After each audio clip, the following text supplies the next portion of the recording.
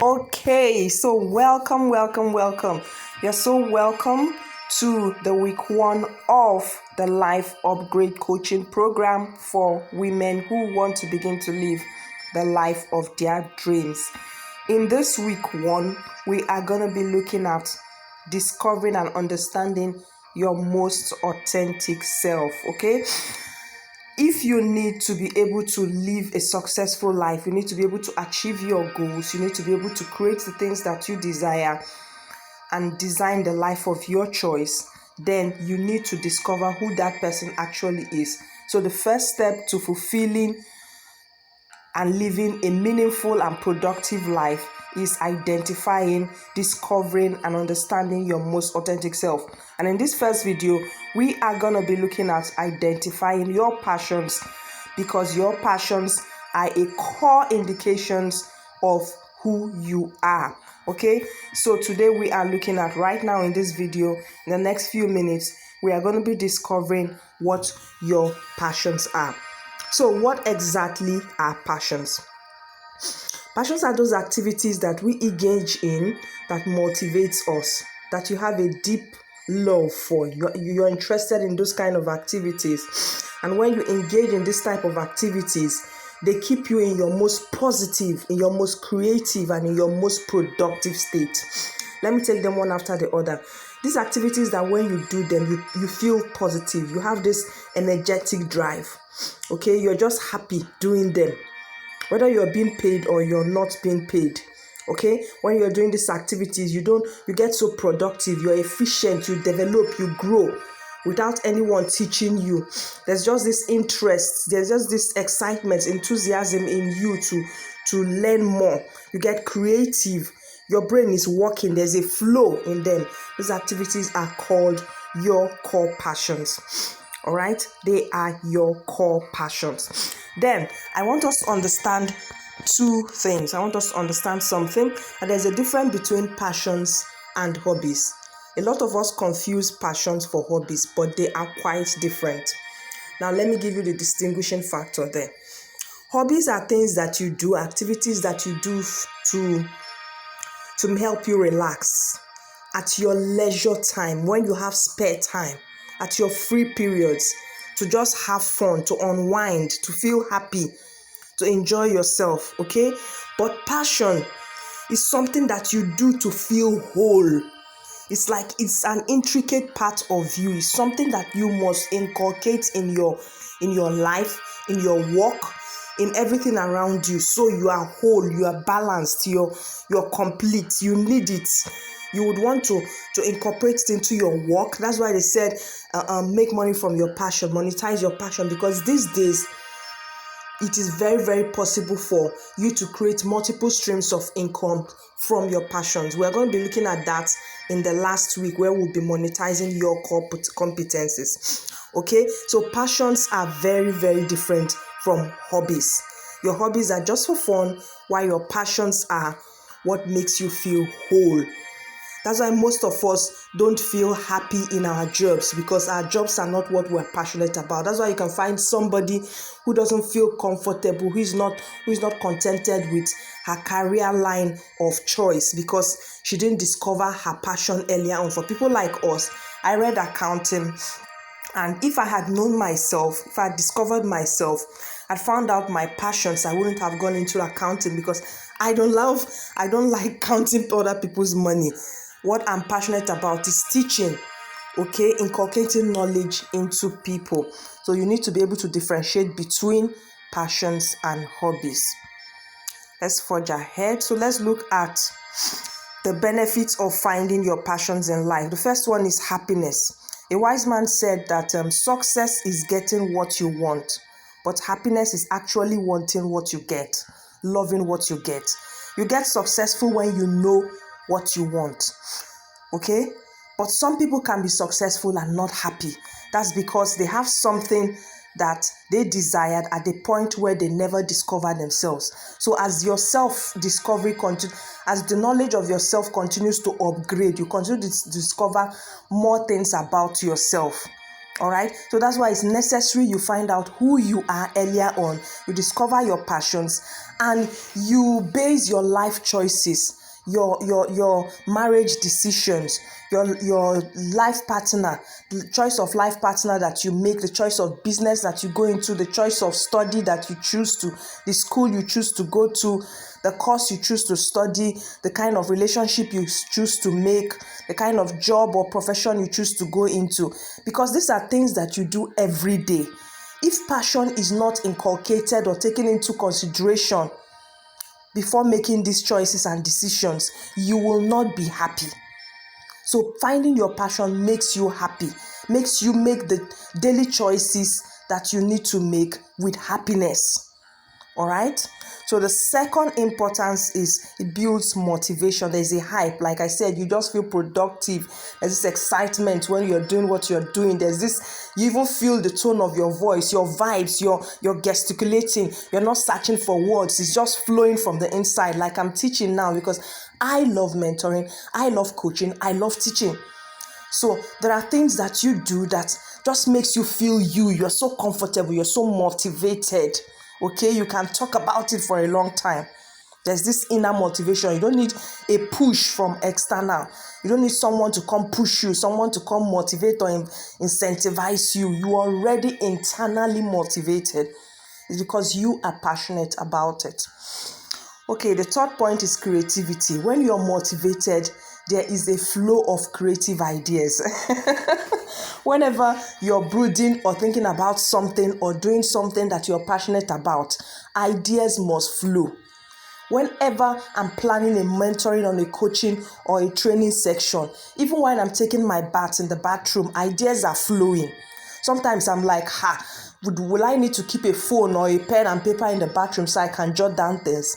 Because that is your most creative state. That is how God made man to function, in a place of passion. All right. So if you find your passion, you find your most creative point in life. The fourth point is it makes you enjoy doing the extra. Makes you enjoy doing the extra. When you're doing something extra, more than you expected, maybe at work or in your job, and it's something that is you're passionate about, you wouldn't mind doing the extra. Even when it is unpaid overtime, you'll be so excited doing it. If it is what you love doing, maybe there's a training in your company and they just ask you to assist the external trainers and do some things. Wow, you'll be so excited. Even though you know they paid the external trainers and they're not paying you, you'll be so excited to do it because you're passionate about training. Okay? And you flow there. So the next one is know what you want. Passion helps you know what you want. It helps you identify the choices that you need to make. Like I said earlier on, if you identify your passions, you'll be able to identify the kind of course you should choose, the kind of man you should marry, the kind of every decision you should make in your life. You will know what you want, the work that you need to work in, the kind of jobs that you take. Even when people are sending you some kind of job interviews, yes, you should be able to deny or reject some offers because you're not passionate about them. Not everything will work for you. Not everything that is good will be okay for you. If you want to live a fulfilling and authentic life, not everything will go for you. All right? You need to understand that. Not every man will be perfect for you. Not every woman will be perfect for you to be your friend. Not every job opportunity is the ideal one for you. You need to understand this. When you have an idea of your passions, you know what you want, the right jobs to take, the right choices to make in your life. Let's go forward. The sixth point is that passion distinguishes you. When you're so passionate about something, that thing distinguishes you. Whenever I'm in the midst of people and I'm asked to introduce myself, I usually start with, "Hi, my name is Ihoma Linda Arewodo. I am so passionate about female." By the time I start saying that, I'm so passionate about female development. I help women do this and this and that. And I start talking about my experiences in female development. Before you know it, people are turning their heads. People are coming to ask me, I want to collaborate with you. I want to partner with you. It distinguishes you because at every point you have something to say because it's coming out from your core. You have something to say. You are flowing. And that opens doors for you. Okay, passion distinguishes you because nobody can have your passions the same way that you have them. Nobody in this world. A lot of people could be doing the profession that you're doing and doing it well, but nobody can have the same core passions that you have and express them with the same feelings. Okay, so passion distinguishes you. It makes you personal, authentic, and very, very significant. The seventh benefit of discovering your passions is it helps you overcome obstacles. When you're doing something that you love and you're internally motivated, you build resilience. Resilience means your ability to push through, to continue moving forward, to continue pressing forward, to overcome obstacles. Whenever there are hurdles in that thing, you always find a way to overcome it. You always find a way to overcome it. You're always thinking creatively. You're not thinking negatively. So you're always having a plan B. If this doesn't work, this is going to work. I'm forging ahead. I'm going ahead because you're passionate about it. In your place of passion, there's no for you. Which leads to the next thing. You have a sense of confidence there. You have a sense that is your place. Confidence helps you build competence. Okay, because when you push through obstacles, you begin to see yourself excelling, becoming excellent in that thing, becoming very competent in it, and it builds your sense of self-confidence that you can actually do this thing productively, that nobody can be better at this thing than you. The ninth point is contribution. Passion without service is worthless. Let me help you understand that. Hobbies, that's another differentiation factor. Hobbies are just for your own personal interest, for your own entertainment. But passions are for service. Your passion is meant to be used to build a legacy for yourself, to help other people, to contribute to other people's lives, to contribute to society. So if you do not add a community to your passion to make it compassion, it is worthless. Make sure you find a community of people who you are passionate about, who you show compassion to. Then your passion will lead you to fulfillment, satisfaction. Okay? So there must be a group of people who you are helping with your passion. Lastly, passion will lead you to a life of satisfaction. Passion will lead you to a life of satisfaction, a life of meaning, a life of purpose, a life of fulfillment. And because success is individual, success is very personal, success is relative to individual. Once you find out what your passions are and you strive towards inculcating them, incorporating them into your life choices, into your lifestyle, you will achieve good success. You'll be satisfied. You will find true meaning. Just like a lot of you are saying, this is my career, but I just discovered that I haven't found true meaning in my life. I don't have expression in my job. I don't have fulfillment and satisfaction in my job. But if you discover your passion and it is incorporated into your career, what you do, you find out that you're always on the hype. You can wake up in the middle of the night to do something. Because right now I'm creating this video in the middle of the night. It's because I am passionate about this. Okay, let's look at how to get your passion discovered, how you understand your passions. There's this acronym that I will use to help you. It is called the CLARE acronym, the CLARE. The C there means curiosity, the activities that you're curious about. What are you curious about? What are the activities that makes you so you want to know about them? You're so curious about these things. You want to find out. The activities, the themes that you want to find out, that you're curious about. L means learning. What are the things that you're always learning about?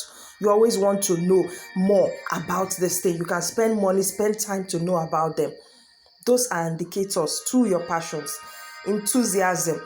What are the things that you're excited about? You're just so excited. You're just so moved positively about. A is awareness. What are the things that you are aware about in yourself? Then R is recognition. What are the activities that people have recognized you to love? People have recognized that you love over time. Now, in order to help you understand and identify your passions, I have these exercises listed down for you. Now, we all know that our childhood is a period of innocence. So whenever you want to discover anything about yourself that is authentic and real, I advise that you go back to your childhood, a point where we were still so innocent. We did things that we feel is core to us, things that are real to us. Before we move into adulthood, and now people begin to impress upon us their opinions, their desires, their expectations. So if you want to get the true blueprint of your passions, go to your childhood and ask yourself these few questions.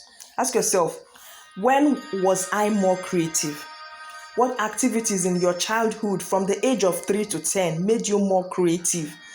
Those activities are when you were carrying them out, you were more creative. Now, let me give you a story. When I was growing up, at my early, I think in primary school, it wasn't in primary school, it was in JS1 when I left for boarding school. And I'm the very timid and shy type. So whenever I come back from boarding school and my mates were playing girl plays, doing the outdoors and all that, what I would do is I would gather a group of girls or a group of boys that are younger than me, children in the compound who are younger than me, and I will use the back of our building as a blackboard to begin to teach them. This teaching thing didn't start today. This coaching thing, this tutoring thing didn't start today. When I take a walk down memory lane, I just understand that this is what I am called to do, teach. But the problem is that I had no direction, I had no guidance. Okay, so take a walk down memory lane to your childhood, to your early adolescent age. Find out what were those activities that made you so creative when you were in your most creative state. It made people start calling me small teacher, because I always love to bring people together, people who I'm younger than, and start to teach them. I don't even know what I'm teaching, but I just love to act like a teacher.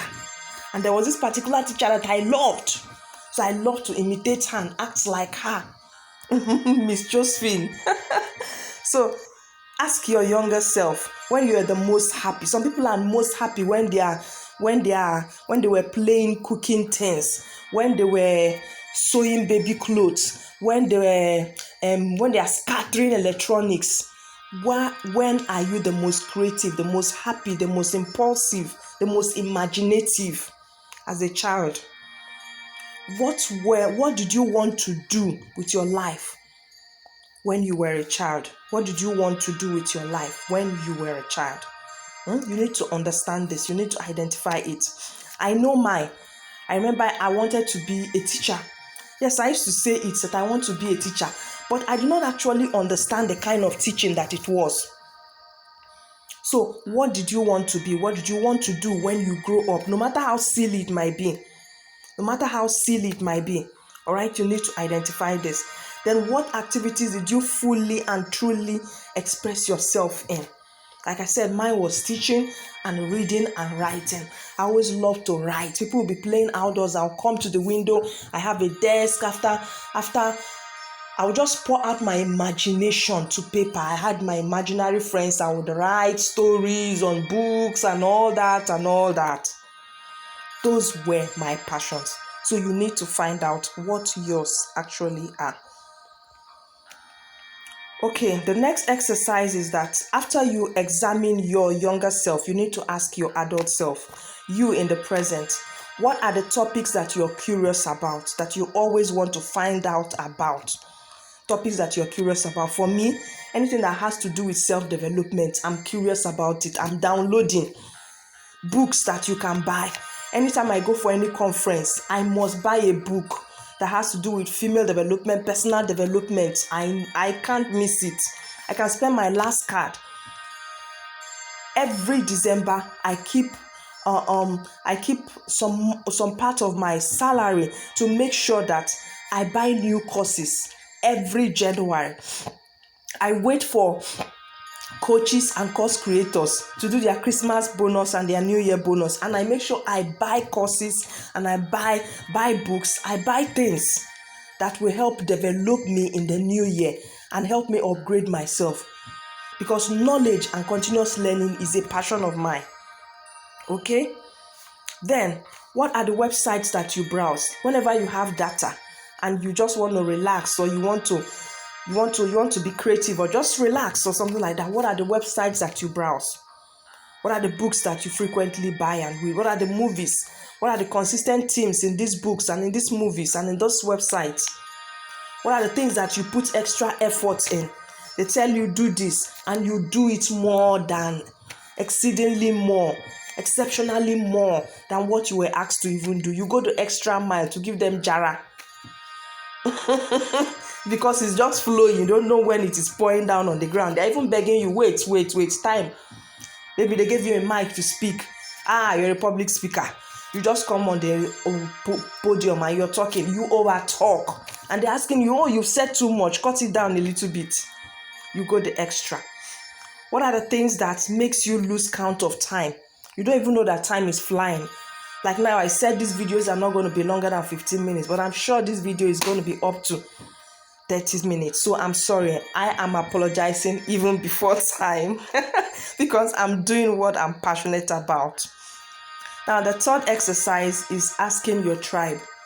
By tribe, I mean ask the people who are around you, who are very honest, who are going to give you honest feedback without fear or favor. It could be a mentor. It could be your pals, as in your friends who have been with you, or your colleagues who have been with you for some time, or your neighbors who know you at least for 2 to 3 years. Okay, ask them to tell you what they see as your greatest passion, because most times we don't see ourselves well, but other people who are looking from the outside can be able to describe us. So ask them to describe you with 2 passions. That what do they see as your greatest passions? Ask them to tell you something that they think they would pay you to teach them. Something that they can pay you to teach them, that they can pay you to help them with. All right? These things are an indication of what your passions are, or where your passions lies. All right? Okay, so the next step and the final step is that you are going to use a passion workbook to identify what your passions are. All right, you're going to be able to use a passions workbook. So I will be dropping the link of the passions workbook in this in the class. All right, in the WhatsApp class, I will be dropping the passions workbook. So you're going to go to the passions workbook, use it, fill in the answers, and let's discuss in the group. Let us discuss. I will tell you what to do with your answers, and we're going to discuss. But in the meantime, go down to the group and start discussing. Let's discuss about passions. What are your opinions? What have you got? What have you gotten from your understanding of this video on passions? Let me hear your views, your feedbacks, and your opinions on passions. And what do you think? How have you identified any passions in your life before? And what experiences have you had with them? How have they helped you? I listed some of the importance and benefits of these passions. So answer, how have you experienced passion in your life? How has identifying your passions, a passion that you discovered, how has it helped you, and in what area of your life? What experience have you had with a passion that you have discovered before now? I want to hear from every one of you in the WhatsApp class immediately. So I will see you in the next video. Thank you.